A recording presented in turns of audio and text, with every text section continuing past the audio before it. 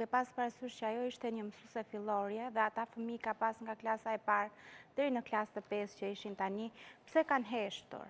Unë nuk mendoj, ata e mbanin të shkolla pasi mu propozu kjo tema, unë dy mësues që i pyeta thanë që ajo është mësuesja më e mirë dhe kur fëmijët hynin në klasë të parë e kërkonin, ishin prindrit ata që e kërkonin ta regjistrojnë me këtë mësuese.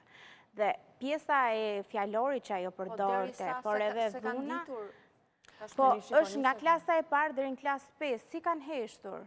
Janë 5 vite, ku janë prindrit, ku janë këta fëmijë, ku është stafi pedagogjik, ku është psikologu shkollës. Se ne themi psikologu shkollës për fëmijët, po neve na duhet një psikolog shkollë edhe për këta mësues, 2 ke mësuesit, më shumë se tek fëmija. Shëndetimi mendori mësuesve ka nevojë të merret seriozisht konsideratë? Ose reagimi direkt i Ministrisë Arsimit thjesht për ta shkarkuar atë dhe pa u marrë asnjë mas tjetër.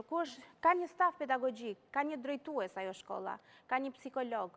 Pse duhet dalin të gjithë të tjerë aq të qetë, aq të pastër dhe të dënojmë vetëm fenomen.